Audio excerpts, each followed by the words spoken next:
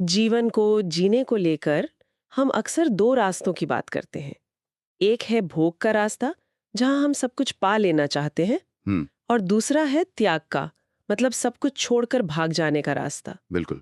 आज हमारे पास जो स्रोत हैं वो एक बहुत ही गहरा सवाल उठाते हैं कि क्या हो अगर ये दोनों ही रास्ते एक ही भ्रम के दो चेहरे हों।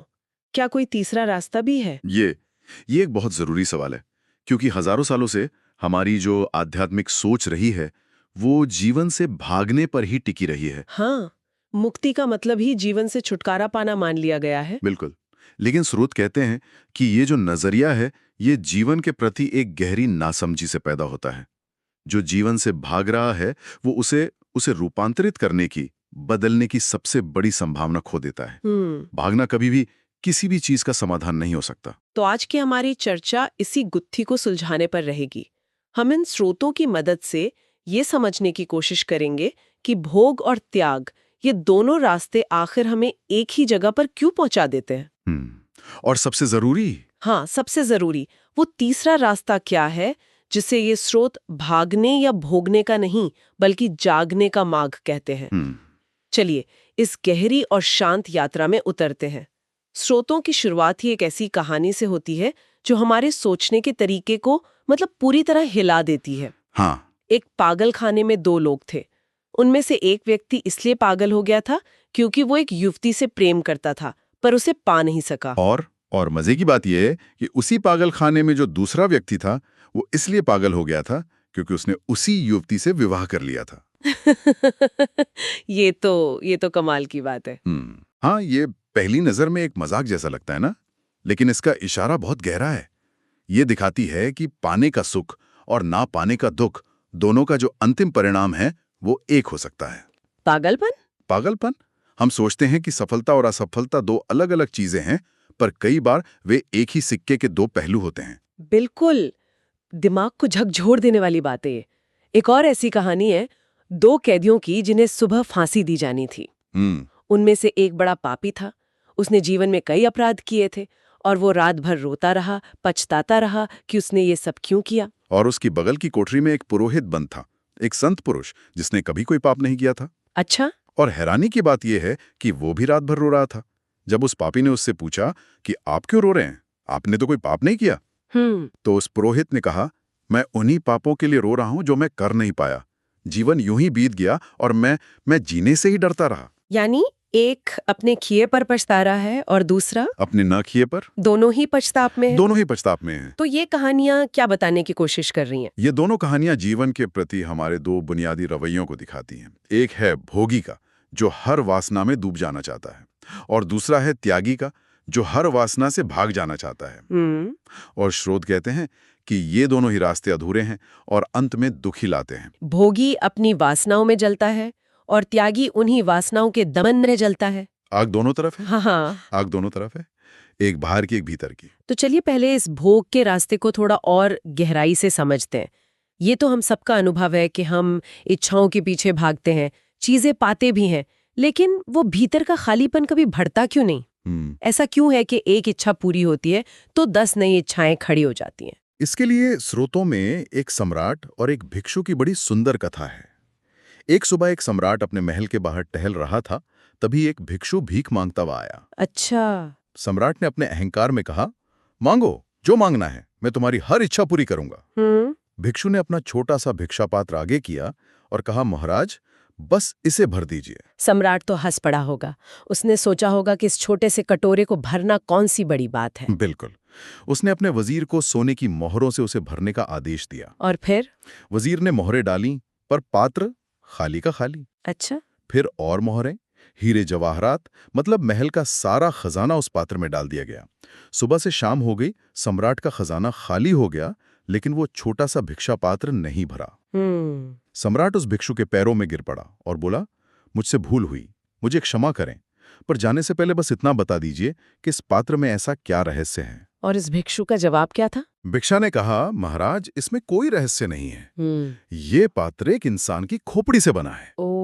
इंसान का मन ऐसा ही होता है। इसे दुनिया की कोई दौलत कभी नहीं भर सकती। ये कहानी हमारे मन का एकदम सटीक चित्र है।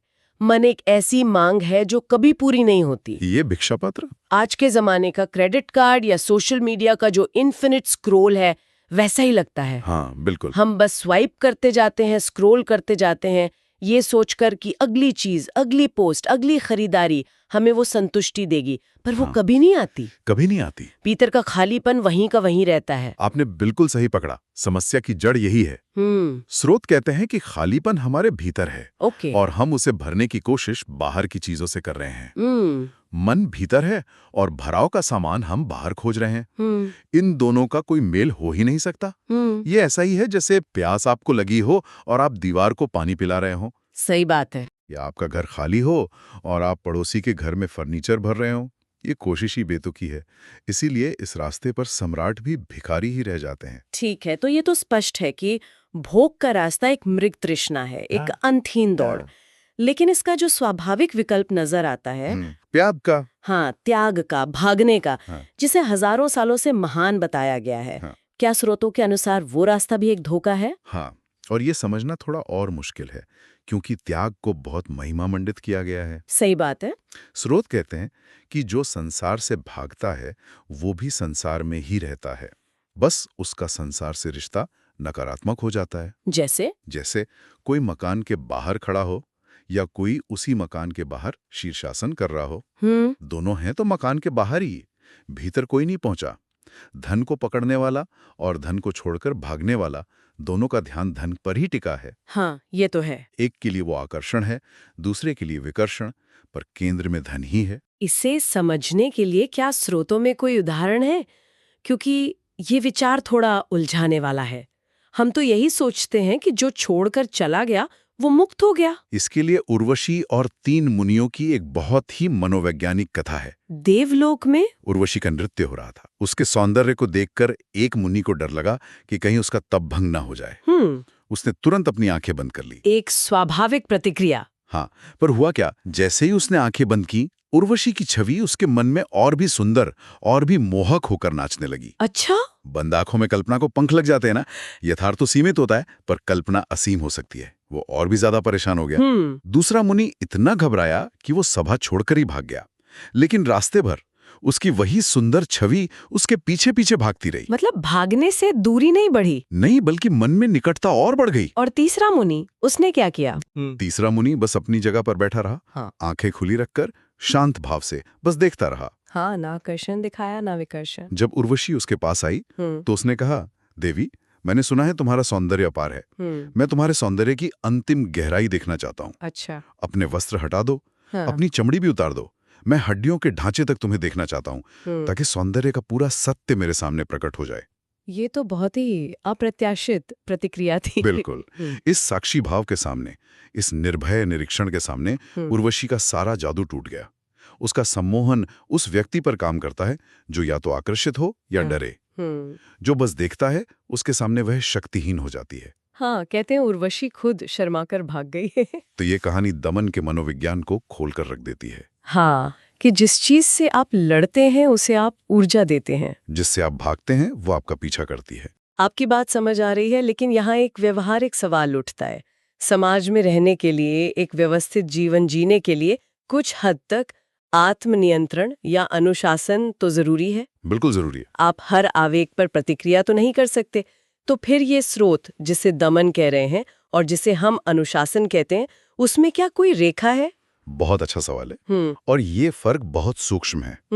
अनुशासन आता है समझ से, जबकि दमन आता है भय से। जब आप समझते हैं कि क्रोध करना आपके और दूसरों के लिए हानिकारक है और आप उस समझ के कारण शांत रहते हैं, तो ये अनुशासन है। अच्छा।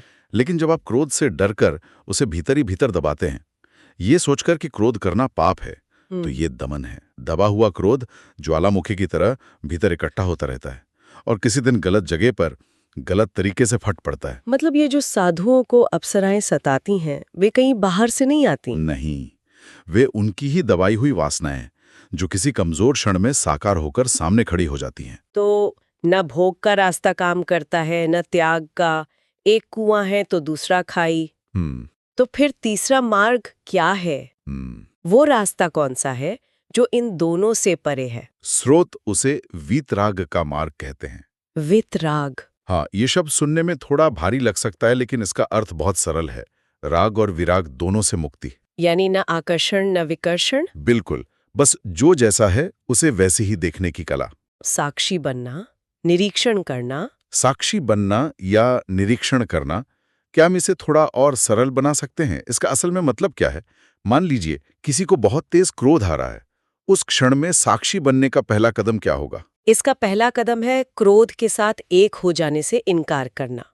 आमतौर पर जब क्रोध आता है तो हम कहते हैं मैं क्रोधी हूं, हम क्रोध बन जाते हैं। सही बात है।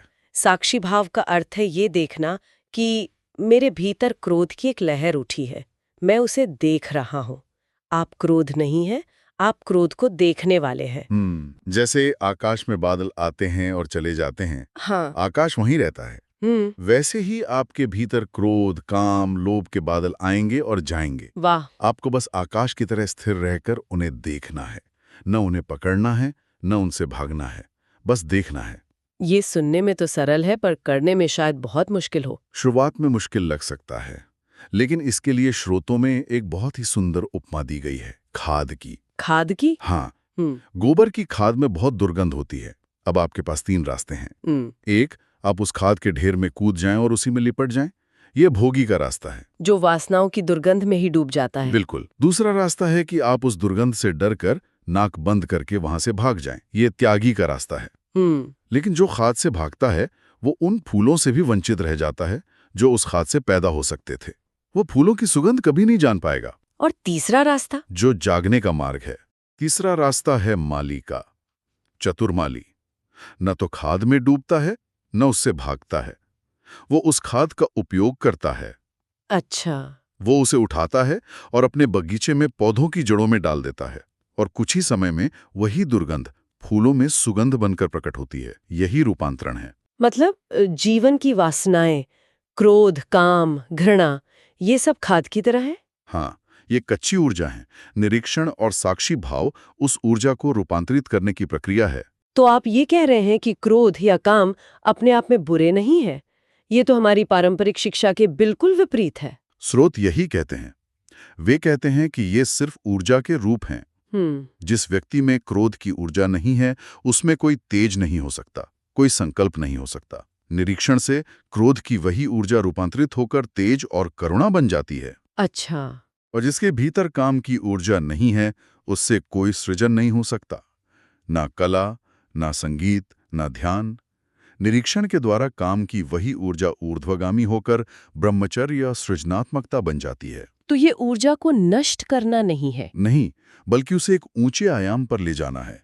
अशुभ विलीन हो जाता है और जो शुभ है, जो शुद्ध ऊर्जा है, वो बच रहती है। तो फिर सारा खेल बस आंखें खुली रखने या बंद रखने का है? स्रोत एक जगह कहते हैं कि दुनिया में अच्छे और बुरे लोग नहीं होते, बस जागी हुई आंखों वाले और बंद आंखों वाले लोग होते हैं। बिल्कुल। जिसकी आंखें खुली हैं, वो अंधेरे में दीवार से नहीं टकराएगा, वो दरवाजे से बाहर निकलेगा। जिसकी आंखें बंद हैं, वो टकराएगा ही। सही बात है। जीवन में हम जो भी गलतियां करते हैं, जिन्हें हम पाप कहते हैं, वे सब बंद आंखों के कारण हैं, बेहोशी में लिए गए निर्णय हैं। कोई भी होशपूर्वक गलत नहीं होना चाहता। इसलिए समाधान भागना नहीं है, समाधान आंखें खोलना है, जागरूकता लानी है। इस जागरूकता के जादू को समझाने के लिए अंत में एक फकीर और बादशाह की बड़ी दिलचस्प कहानी है। हाँ। एक बादशाह बहुत अशांत रहता था। उसने उस फकीर के बारे में सुना और मदद मांगने पहुंचा। हाँ। बादशाह ने फकीर से कहा, मेरा मन बहुत अशांत है, कृपया इसे शांत कर दें। फकीर ने कहा, ठीक है, तुम सुबह 4 बजे आना, और हाँ, एक बात याद रखना, अपनी अशांति को साथ लेकर आना। अशांति को साथ कैसे लाते हैं, वो तो भीतर ही है। हाँ, वो भी हैरान हुआ। फिर भी वो सुबह पहुंच गया। फिर फकीर ने क्या किया? फकीर ने उसे अपने सामने बिठाया और कहा, अब अपनी आंखें बंद करो और अपने भीतर खोजो कि अशांति ठीक ठीक कहाँ है। उसकी जगह, उसका रूप, उसका रंग, सब पता करो। जैसे ही वो तुम्हें मिल जाए, मुझे इशारा करना, मैं उसे बाहर निकालकर हमेशा के लिए फेंक दूंगा। बादशाह ने आंखें बंद की और भीतर खोजना शुरू किया। वह खोजता रहा, खोजता रहा। वह जितना भीतर गया, उसे उतनी ही शांति मिली, पर अशांति कहीं नहीं मिली। कहीं भी नहीं? कहीं भी नहीं। 1 घंटा बीत गया। फकीर ने पूछा, क्या हुआ? मिली है शांति? बादशाह ने आंखें खोली, उसकी आंखों में आंसू थे। उसने कहा, मैं हैरान हूं, मैं जिसे जीवन भर ढोता रहा वो तो भीतर है ही नहीं। मैंने जितना खोजा वो उतनी ही खोती चली गई। तो खोजने की प्रक्रिया में ही अशांति विलीन हो गई। ठीक वैसे ही जैसे कोई हाथ में दिया लेकर अंधेरे को खोजने निकले। वो जहां जहां दिया ले जाएगा वहां वहां अंधेरा नहीं मिलेगा। दिए की मौजूदगी ही अंधेरे की गैर मौजूदगी है। ठीक वैसे ही जाग कर देखना, होशपूर्वक खोजना, ये जागरूकता का दिया है। और इसकी रोशनी में अशांति, चिंता, भय जैसे अंधेरे टिक ही नहीं सकते। नहीं टिक सकते। वे होते ही इसलिए हैं क्योंकि हम बेहोश होते हैं, बंद आंखों से जीते हैं। आज की इस पूरी चर्चा का सार अगर मैं निकालूं तो यही है कि हम जिसे बाहर खोज रहे हैं, शांति, आनंद, तृप्ति, वो खजाना हमारे भीतर ही मौजूद है। ठीक उस जमीन के नीचे जिस पे हम हर पल खड़े हैं। 30 साल तक। हाँ, जब वो मर गया तो लोगों ने उसे वहीं दफनाना चाहा। जब उन्होंने जमीन खोदी तो वे हैरान रह गए। ठीक उस जगह के नीचे जहां वो 30 साल से बैठा था, सोने चांदी से भरा एक बहुत बड़ा खजाना गड़ा हुआ था। और उसे पता भी नहीं चला। उसे पता भी नहीं चला। हम सब भी उस भिखमंगे की कलह हैं। हम बाहर की तरफ हाथ फैलाए हुए हैं और हमारे भीतर ही असली खजाना छिपा है। क्रोध, घृणा, वासना, यही वो जमीन है जिसे हमें खोदना है। इनसे भागना नहीं है। और खोदने के लिए किसी बड़े फावड़े या कुदाल की जरूरत नहीं है। नहीं, बस एक ही औजार चाहिए, निरीक्षण करने वाली, साक्षी भाव से देखने वाली आंखें। बस जाग कर देखना है कि भीतर क्या हो रहा है। और अंत में श्रोताओं के लिए एक विचार छोड़ जाता हूं। श्रोता कहते हैं कि हम सब अपने पापों में समान हैं। कोई छोटा पापी, कोई बड़ा पापी, पर पापी हम सब हैं। ये तो है। अगर ये सच है तो इसका एक दूसरा पहलू भी सच होना चाहिए। क्या? कि हम सब अपने भीतर छिपे हुए उस परमात्मा में, उस खजाने में भी समान होंगे। अगर किसी एक बुद्धा को, किसी एक कृष्ण को, किसी एक क्राइस्ट को वो खजाना मिल सकता है तो वो हर इंसान को मिल सकता है। संभावना हम सबके भीतर बराबर है। बस आंखें खोलकर भीतर देखने का साहस चाहिए।